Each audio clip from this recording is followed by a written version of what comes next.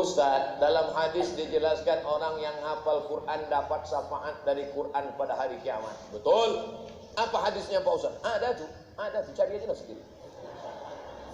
Iqra'ul Quran, bacalah Al-Quran. Fa innahu ya'ti yaumal qiyamah. Quran itu nanti datang pada hari kiamat. Quran akan datang pada hari syafi'an li ashabi. Quran memberikan syafaat pada orang yang menghafal Quran, membaca Quran. Anak-anakku yang hafal Quran, datang Quran memberi syafaat. Anak-anak yang hafal Quran, dia pula bisa memberikan syafaat kepada orang tuanya. Diletakkannya di atas kepala emaknya, kepala ayahnya. Tajun minan nur, ada mahkota dari cahaya. Mudah-mudahan bapak-bapak, ibu-ibu termasuk yang dapat mahkota dari cahaya. Jadi tentang Quran akan datang memberikan syafaat, tidak ada ikhtilaf, baik yang menghafal maupun yang membaca. Apakah kalau orang hafal baca Quran berbuat dosa tetap mendapatkan syafaat hari kiamat? Ia paling ngeri azabnya. Atamuruna nasa bil birri, kau suruh orang buat baik, wa antum tatslunal kitab, sedangkan kau rajin baca Quran. Maka orang yang tahu azabnya lebih hebat daripada yang tak tahu. Tapi jangan gara-gara ini pula tak mau ikut pengajian. Ibu tak ikut pengajian. Enggak, lebih baik aku tak tahu deh. Nanti kalau aku tahu ngeri azabnya. Ibu kenapa tak pakai jilbab? Aku tak tahu. Oh, banyak air minum ni. Anda ingin minum, minumlah Aini Kuah, produk umat Islam.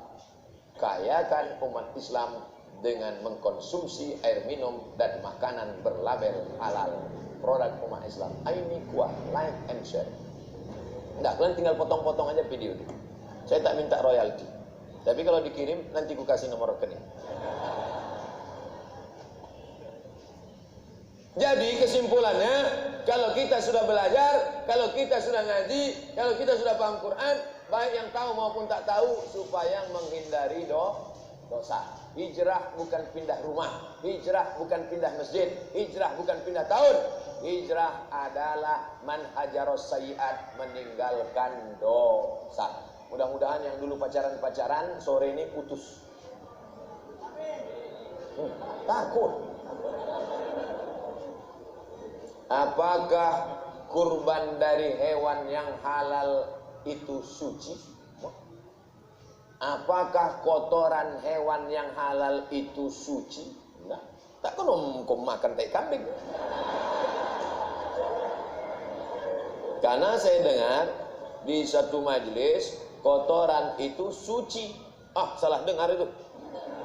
Tai kambing, tai ayam, mana pula suci tai ayam? Asal dia kena kain, cuci. Kita udah berwudu, tiba-tiba terpegang. Apa lembek-lembek? Tai ayam. Cuci batal, untuk balik. Ini salah dengar nih. Makanya pengajian itu rekam, dengar balik sekali lagi, dengar lagi. Dengar. Rupanya mikrofon itu rusak. Kotoran dari hewan yang halal itu adalah najis. Rupanya putus mikrofon. Hukum membantu menerima orderan ojek online makanan yang haram. Kita kan tinggal di negeri mayoritas muslim. Tentu di sana ada saudara-saudara kita dari minoritas yang sama kerja dengan kita. Transparan. Yang mau dijemput ini siapa? Makanan yang mau dibawa ini terbuat dari apa? Maka antarlah yang halal. Kalau tidak kita khawatir ikut dalam syubhat, bermusyarakah, berkontribusi dalam perbuatan haram. Bisa itu diatur. Ini makanan yang mau dibawa ini makanan halal, ini makanan haram. Untuk kawan-kawan kita, saudara kita sebangsa setanah air tapi tak seagama dengan kita, ada yang ngurus ini urusan kita, supaya rezeki kita berkah. Jangan semua mau diantar. Aku Pak Ustaz sudah kerja ini payah kali aku cari duit, semua ku antar. Jangankan babi, setan pun ku antar. Tak betul. Bagaimana cara mengatasi iman saya naik turun Pak Ustaz? Emang teh naik turun? Teh celup. Al-imanu yazid, iman bertambah. wa yanqus, berkurang. Yazidu bitta'ah, iman bertambah dengan ketaatan. Wa yanqusu bil maksiyah, iman berkurang dengan perbuatan maksiat. Berada di masjid tempat orang baik, bersama orang-orang baik, dalam majelis ilmu yang baik, iman naik. Pulang dari masjid, duduk di tempat tak baik, bersama kawan-kawan yang tak baik, lobek. Oleh sebab itu senantiasa istiqomah dalam kebaikan, insyaallah. Amin. Berkawan sama orang-orang baik-baik. Yang masih setengah-setengah hijrah, ikuti majelis yang baik. Komunitas hijabers, komunitas sedekah, komunitas anak muda hijrah. Sehingga dengan komunitas itu grup-grup WA-nya pun grup-grup yang baik-baik. Karena kita akan terpengaruh dengan lingkungan. Mau tak mau, suka tak suka, kita ini lemah dan akan dipengaruhi oleh lingkungan. Kalau sudah kuat, baru pengaruhi orang lain. Jangan kita lemah, mau pengaruhi orang lain. Tukang pancing dilarikan ikan. Kenapa kau berkawan sama dia? Aku mau membuat dia tobat, Pak Ustaz. Jadi aku duduk sama dia. Waktu mereka pesta sabu-sabu, aku mau ceramahin mereka. Rupanya 2-3 kali dia pula sakau. Belum kuat.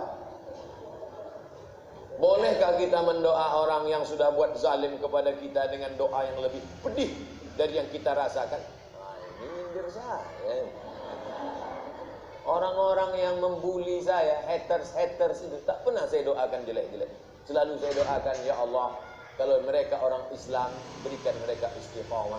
Kalau mereka belum Islam, beri mereka hidayah. Allahumma hdi qaumi fa innahum la ya'lamun. Nabi Muhammad SAW dilempar keningnya, pecah pelipisnya, berdarah, patah giginya, basah terompah kayu sendal selopnya dengan darah di Taif, dilempar dengan batu. Apa balasan dia?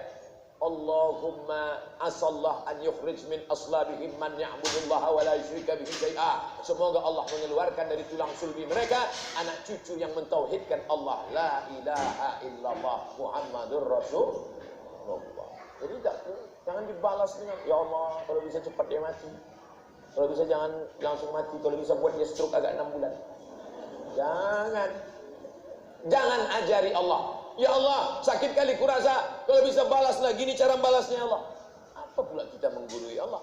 Serahkan sama Allah. Ya Allah, ini hamba engkau ya Allah, kuasamu untuk membalasnya, kuserahkan dia kepada engkau ya Allah.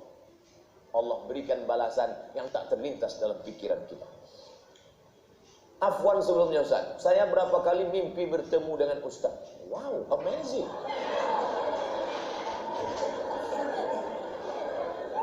Dalam mimpi itu saya bersalaman dengan Ustaz dan saya mencium tangan Ustaz. Saya izin, boleh saya menyalami Ustaz? Laki-laki. Laki-laki ada namanya. Mana orangnya tulis? Tapi jangan semua ngaku mimpi nanti.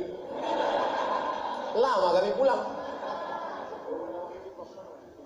Saya banyak ketemu sama jamaah yang mimpi-mimpi jumpa itu, udah saya tanya-tanya. Jadi ceritanya dia sakit, masuk ruang ICU. Masuk ruang ICU. ICU itu dalam kaca. ICU itu artinya ICU you don't see me. Aku bisa menengok kau, kau tak bisa menengok aku. Di ruang ICU itu tak ada suara, sunyi aja. Yang ada suara cuma 2. Jadi kata dokter, dipanggillah keluarganya. Keluarga, ya, ini pasien bawa pulang ke rumah. Alat mau dicabut, tak ada harapan hidup, bawa pulang. Menangislah orang kampung. Istri menangis, anak menangis, mau dibawa pulang. Tiba-tiba pas mau dibawa, duduk dia. Heranlah dokter. Dokter nanya, apa yang kau tengok dalam mimpimu itu waktu kau sedang koma itu? Apa yang kau tengok? Datang seseorang. Siapa yang datang? Ustaz Somad. Apa kata dia? Ditanyanya, kapan tabligh akbar? Terbangun lagi. Sehat dia, disusunnya panitia tabligh akbar, diundangnya saya. Dia pun cerita ke saya. Jadi saya tanya, betul Bapak waktu koma di rumah sakit itu mimpi dalam koma itu datang saya? Betul Pak Ustaz. Apa kata saya waktu itu? Kapan tabligh akbar? Lama saya berpikir, kenapa dia nengok saya? Secara psikologis saya tanya, apakah Bapak selalu dengar ceramah saya? Pagi, petang, siang, malam. mau berangkat ke kantor di mobil, suara Ustaz. Sampai di kantor saya hidupkan YouTube. Kalau ada tamu, tak ada tamu saya. Oh, rupanya yang membuat terbawa termimpi-mimpi itu karena sering didengar dan sering ditonton. Apa pelajaran dari sini? Kalau selalu mendengar ceramah, selalu menengok ceramah, maka saat koma yang datang adalah ceramah. Bayangkan kalau selalu nonton K-pop. Yang suka nonton film India, kira-kira waktu sedang koma itu siapa yang datang?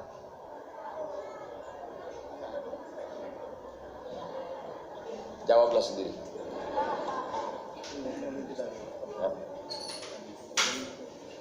Masya Allah, Masya Allah, tabarakallah. Nanti saya jawab dulu. Apa hukumnya orang berfoto? Foto tidak patung.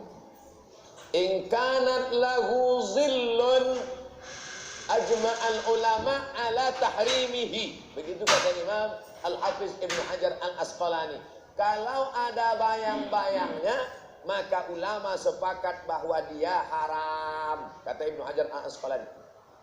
Kalau ada bayang-bayangnya, ulama sepakat haram. Ada bayang-bayangnya? Tuh, ada bayang-bayangnya. Nampak? Ke kiri, ke kanan.